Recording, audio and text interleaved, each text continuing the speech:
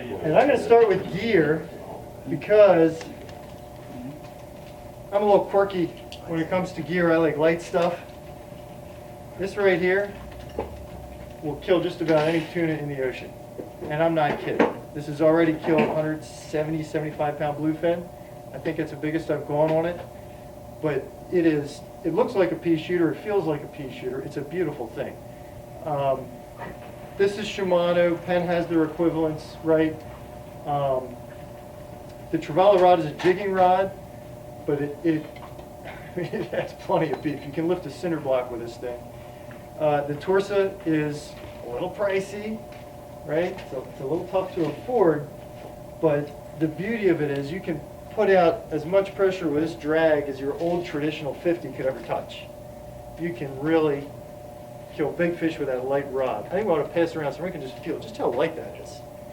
That thing weighs nothing. It's a piece of cake to hold in your hands. It's easy to hold and strip from all day. I mean, it's a joy to fish with. Giveaway. That is not a giveaway. That is not a giveaway. If you look at that reel, good try. You'll notice that reel's had some heavy duty use on it. The braid you see sitting on there is 65 pound Power Pro. If you look at the leader on there, that'll tell you something very, very important. What's your guess? What do you think that contest leader is? 50? Okay. Who else touched it? 80. Ooh. 30. 30. That is 30 fluoro.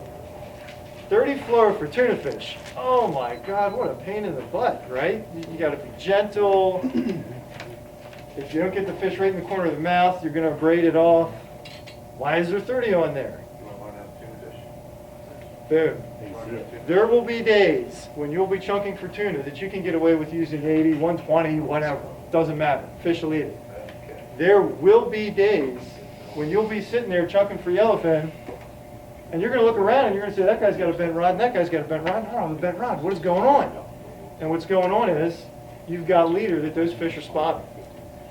Always, always, always, always, always have a spool of 30 on your boat. I was fishing with Keith a couple years ago, and we were in that exact situation. The fish would not touch anything over 30, and he had a friend who was on another boat and call him on the radio and say, my God, I can't get a bite. I can't get a bite. Do you have the extra 30? We actually backed over to him and he tossed him a spool of 30.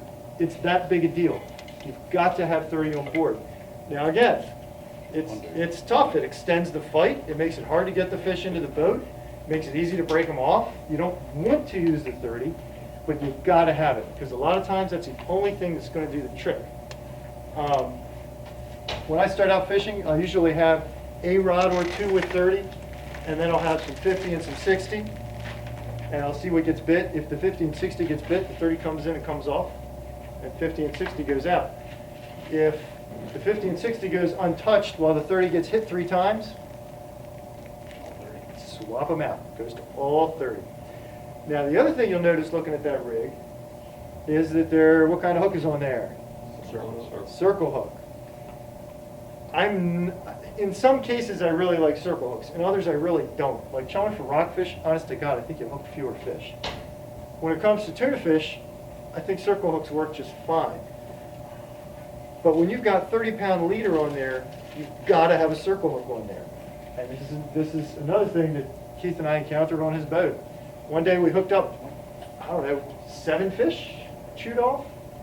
Fish kept chewing off until we went to the circle hooks and started getting them right in the corner of the jaw, and then you could have an extended fight on that light 30-pound fluoro without worrying about the fish chewing you off. Now, not having a swivel, what about the butterfish and all that stuff spinning so much? So, man, I hate it when butterfish spin. Doesn't that drive you bonkers? I mean, even when you pull it in to check it. Each and every bait that I'll bet that 50% of the time after I bait a hook, I rip it off and throw it back over the side. Every bait I drag through the water next to the boat and I make sure it's not a spinner. I don't want to get too far ahead of myself, but I think I could probably just jump right to that. What happened to my glasses? Oh my God, my glasses are there. They are. Thank you. I can't see anything anymore. So, yeah, okay, we got through that part. So we'll just go right to the chunks. So the chunk of fish, if you get one on there that's spinning, it's the kiss of death.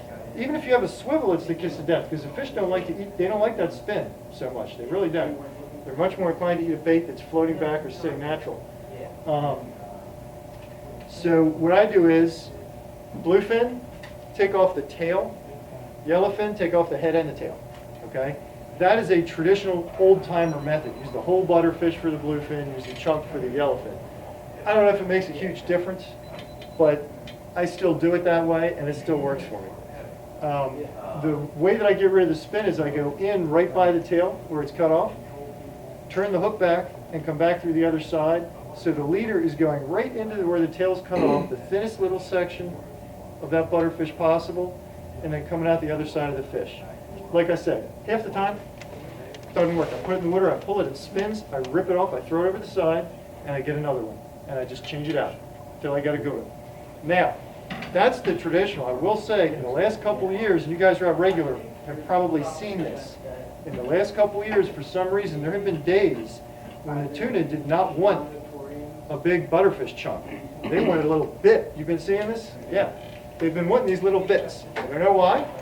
I don't know what the fish have going on in their mind, but it's a reality. And with a hook like this, which is a relatively small hook, that's why this hook is on there. You're talking about two little chunks, maybe the size of a domino, if that, threaded onto there and drifted back, covering up as much of that hook as you possibly can. Those little chunks, again, I don't know why, but for some reason, the last couple seasons, that at times has really been the ticket. So we'll just go right on with the question on the weights, because that's kind of baitish too. So here's what I like to say. 2 rods, just like this, absolutely no weight, right? That's the rod that catches most of the fish for me most of the time. That is not a static rod, that's always being worked, right? Some people call them stripper lines, some people call them drifters. Basically, whoever's working the chunks, you say, hey, can I have a handful of chunks? They throw them in the water, you immediately take your chunk, drop it right on top of that big pile of chunks drifting around, strip out line, quicker on, right? So you don't make a big mess. Strip out line, and you just strip out line constantly and let that thing sink as naturally as possible. You can do it the way I'm holding this rod right here. It's a little dangerous. If this braid gets wrapped on your finger when a fish hits, you're going to be cut to the bone. The better way is to sit this in a rod holder once you get it going, grab line from the tip, and pull it down and pile it on the water surface. You never want any tension on that line while the bait's drifting back. It should be falling naturally at the same rate as all those chunks that went in the water, right? Once it gets, I don't know, 5 minutes, 6 minutes of stripping, it's back there a good ways, you haven't been bit, then what I do is I just give it a teeny little bit of drag, leave it in the holder for maybe 2 more minutes, just let the current bring that line taut and start to bring that chunk up a little bit. Sometimes they hit that, not as much as when you're stripping. And then you crank it in and start all over again. 2 rods on my boat are always running like that, 1 on each corner, constantly, in, out, in, out. You gotta watch your anglers and tell them. It always happens. It's like the flock mentality, right? I'm gonna do what he's doing. It always happens where one person says, okay, it's been out there long enough, they start to reel, and the other person hears them reeling, and they go, oh, I guess I should reel in too. What's the worst thing you can do, right? Get both baits out of the water at the exact same time, and then send them both back at the exact same time? No. You gotta watch your people and tell them, okay, yeah, you go ahead and bring it in. Wait. You want him to wait until he's going back out again, so that you constantly have a bait drifting back into that slip. So that's 2 lines. Oh, and I should say, as soon as a fish hits on that, just go back to the drag and slowly push it up. Circle hook, slow, right? Slowly push that drag up. You want the tension to come on slowly, not abruptly. Next 2 lines are going to be on pole noodles, right? Everybody used to use balloons. I used to use balloons. And then everybody used to go, oh man, you see it all over the place. Everybody's balloons are rip free. You get a fish on it, will rip off, and your balloons flip all over. And everybody's polluting, and it's horrible, right?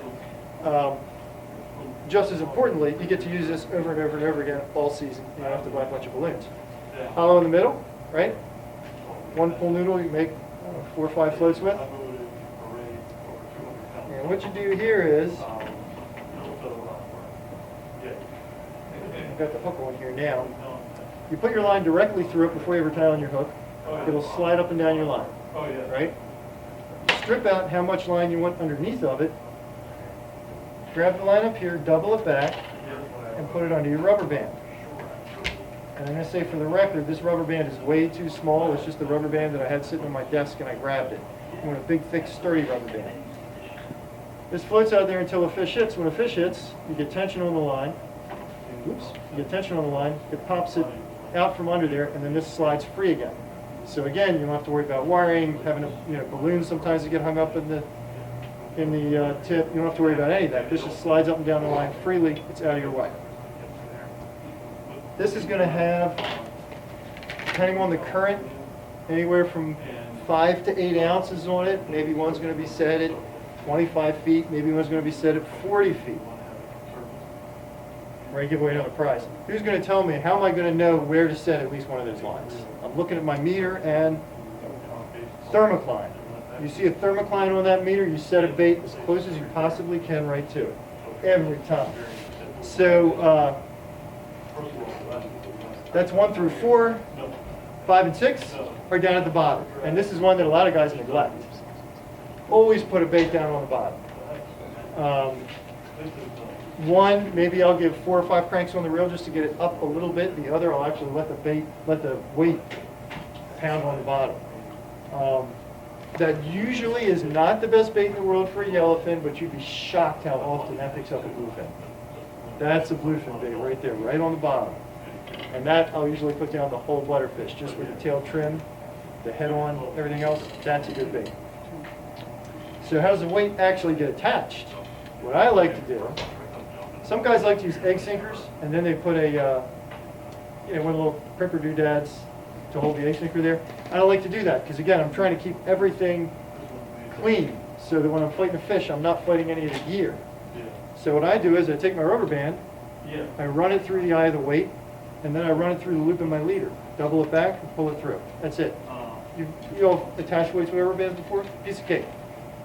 You get a decent sized tuna fish on there, it takes one run and that rubber band snaps, the weight's gone, you don't have to fight with it. So yeah, so the sardines, you want to carry sardines. So here's, like if I was leaving tomorrow, here's what I'd be putting in my boat. I'd be getting 2 flats of butterfish and one of those big bags of sardines. I'd be mixing in some of the sardines with the butterfish chunks, and I'd be baiting with both until I figured out what the fish were eating, and I would guess they're probably going to eat the sardines as good as anything else, because they're smaller. They've been going for those smaller chunks. I use one of those auto chunkers, it's like a giant egg slicer, ka-chunk, and you get a bunch of chunks out of it. If you don't have one of those, a lot of guys sit there with a knife and a cutting board. That is a pure form of torture. If you have anybody on your boat who you don't like, hand them a knife and a cutting board and tell them to cut butterfish. That is like the worst. And I've made some of my buddies puke doing that too. It's a tough gig. A much better way to do it is to get a big heavy pair of shears, big scissors, and just chop, chop, chop, chop, cut them up. I'm always going to have, like I was saying, 2 flats of butterfish, like that's bare minimum for a full day of chunking. If you're going overnight, you want 3. If you're going through 1 flat of butterfish in a day, and you're wondering why you're not catching as many fish, that's going to be why. Up the ante. You got to up the ante. I also like to mix in squid. Some guys do, some guys don't. A lot of times, if I'm having a tough day and I know there are fish around, I see them on the meter or whatever, I'll take a whole squid, just a regular flounder type bait squid, about yay big. I'll cut a hole in the tip of the mantle, cut off my hook, run the line down through it, retie the hook back on, so the squid sits on there nice and straight, and just sit that back 30, 40 yards behind the boat, and just leave it there. And there's little tentacles, man, they swim in the current, so pretty. And a lot of times, when the fish really don't seem to want to eat, but they're there, they'll come up and pound on that squid. That's a really good way to get a bite when they want to bite. All right, so we're talking about the chunks. Okay, so here's my attitude on the chunking. And this goes against the grain. Most guys just grab a handful and throw it over the side. People who fish with me on the boat before know to keep their eyes open and be ready to duck. Because I believe in broadcasting the chunk. Right? I do. I'll take a handful and I'll throw 3 chunks over that side, and I'll throw 3 chunks over on that side, and then I'll drop a couple behind the boat. Spread them out as much as you can. I mean, if you think about it, it only makes good sense, right? Spread it out as much as you can. One exception being when someone's putting back a stripper rod, then I'll throw a handful right on top. Always a big question, do you anchor or do you drift? Right? And the truth of the matter is you got to kind of play this one by ear a little bit. A lot of times, if you anchor and the wind's blowing one way and the current's going the other way, what's going to happen? It's a mess, right? The lines go back onto your boat. That's a sign from God. Pull your anchor and drift. Okay? And then whichever way the boat goes, you can get all your lines out on one side. You arrive to a fleet of boats at the hot dog and they're all at anchor. That's a sign from God. You better drop your anchor or there will be a lot of people who are really pissed off at you in about 15 minutes, right? It's really something, there is no right or wrong, you got to play it by ear. Okay, so, a couple just general tips for when you're chunking. One is if you got a kite and you know how to use it, fly it. Get a plastic squid about yay big. Get the kite up behind the boat. Dip the squid. Can't let it sit there. Got to constantly dip it. Someone's got to stand there on the line and go like this. Constantly. But if you do that and that plastic squid goes splashing that up into the air, splash up, and you want this thing flying 3 feet into the air, at least. You constantly do that, that will activate inactive fish. Drives them bonkers. Works when you're trolling too. It's a good trick. It's amazing how few boats fly kites out of Ocean City. Like, if you've been on boats that do it and seen its effectiveness, you'll go out and buy a kite. It's pretty amazing. And another one is, just like the big eye, everyone goes to the big eye hole and they look for the whales. They fish for the big eye and the whales. That's where the yellowfin are too. And if you want to catch yellowfin, you set up right in those whales and you start chunking, drifting obviously, you're not going to anchor there. Highly effective. We had a day last year. I couldn't even tell you how many yellowfin. Like, I honestly don't know. I have no clue how many we caught. But from the moment we started till the moment we left, there were yellowfin under the boat, just constantly. We'd pick up, move back up to the top of the hole, drift it again, constantly. So it's a good area, even though guys think of it as where you go to troll for big eye. Anytime you got those whales, start throwing chunks, you got a good shot of fish.